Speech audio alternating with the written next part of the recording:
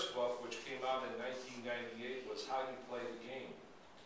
And that's all about how politics and business and sports all kind of meet and come together. And as I think about that book, and I go to it once in a while, and I get people who still send me books to be autographed. The first one, it came out in, I said, 98. I ended the book by saying to be continued. Well, the second book is like another part of that journey. I hope it's not over yet. You know, that there's still a little bit more left in the tank. At least I think so. But it's an interesting read on how all these components come together. And they really need to. I call it the stars have to be aligned for things to happen. And a lot of neat things did happen in how we forged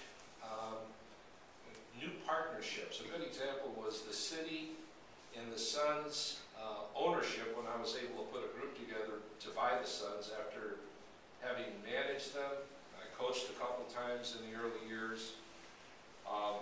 And then purchasing the Suns in 1987 for $44 million, the highest price ever paid in the NBA for a franchise. And people said, why would you spend that kind of money, the highest price ever paid? And I said, well, three things. Number one, I believe in the NBA and the future of the NBA. I believe in this city, and I believe in myself. All I ever wanted was an opportunity to make something really happen that was mine. Because as a kid in that old neighborhood, I used to dream about making $200 a week. And if I did, I could live on the other side of the tracks. And I used to dream about how would I ever accumulate, this is a 10 or 12-year-old, how could I ever get my hands on $100,000? Because if I could, I know I could make that work and do a lot with it. Of course, trying to figure out, you know, people in my neighborhood, lunch bucket, how do you accumulate anything except pay the bills and put food on the table? So sports was my opportunity. And I met people that I never would have met. And I always felt comfortable in any setting.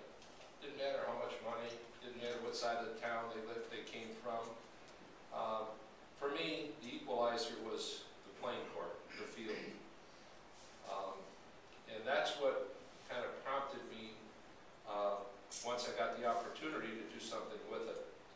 When we bought the team in '87, I said we needed a new arena, and that downtown was the place for the new arena.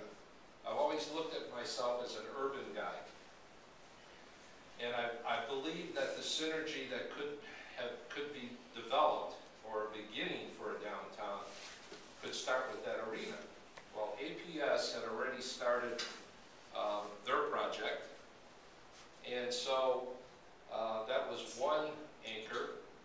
And once we forged a deal with the city, which was an interesting deal, it was a private-public partnership, and the city was capped in terms of their investment at $35 million, and they were going to raise that money through two taxes, one on a bed tax and also a car rental tax.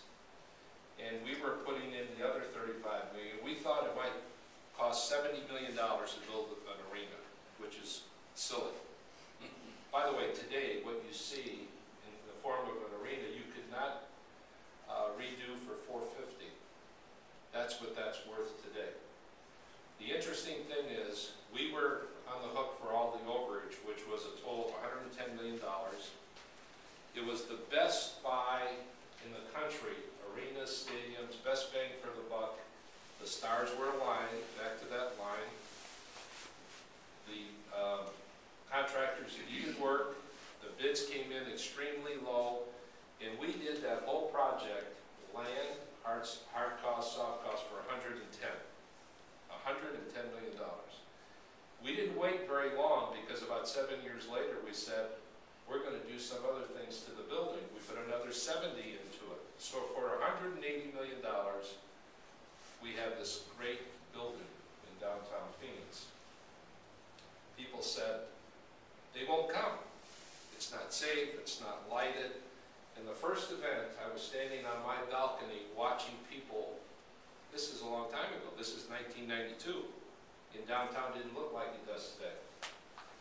But here they came, and they came. It was a very exciting moment because we believed that it could happen.